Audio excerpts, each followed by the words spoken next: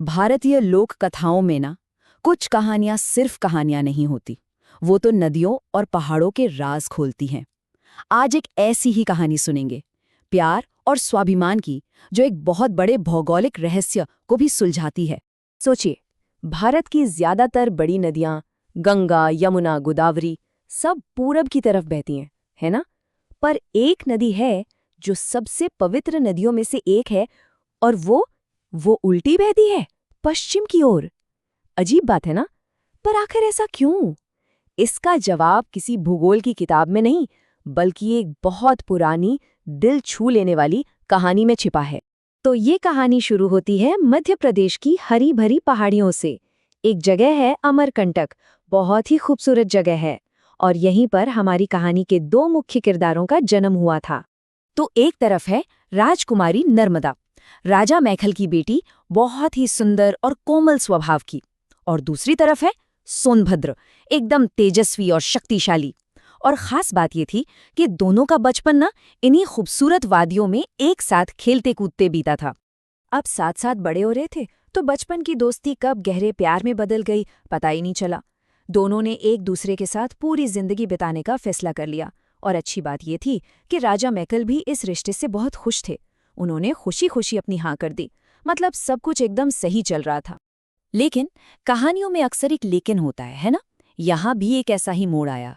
प्यार में उठाया गया एक छोटा सा कदम एक इतनी बड़ी गलतफहमी की वजह बन गया कि सब कुछ बदल गया। शादी की तैयारियां जोरों पर थीं। नर्मदा बहुत खुश थीं।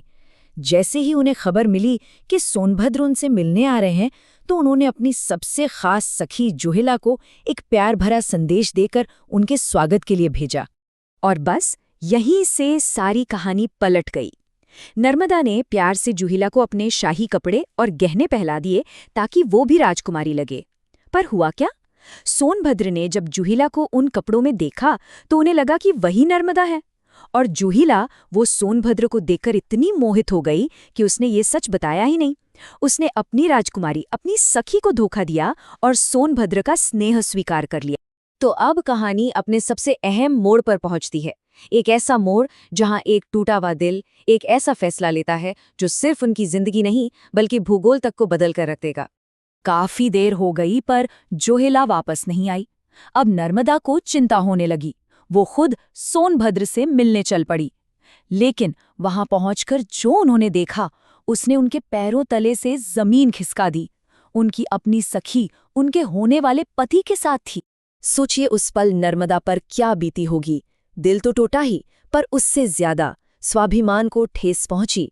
जोहेला का धोखा और सोनभद्र की गलती, उन्हें इतना गुस्सा आया कि उसी पल उन्होंने एक प्रण लिया, एक ऐसा प्रण जो इतिहास बन गया। उन्होंने कहा, मैं अब हमेशा विपरीत दिशा में बहूंगी और अनंत काल तक कुंवारी रहूंगी। और नर्मदा का वो प्राण सिर्फ शब्द नहीं थे, उसका असर तुरंत हुआ और हमेशा हमेशा के लिए हुआ।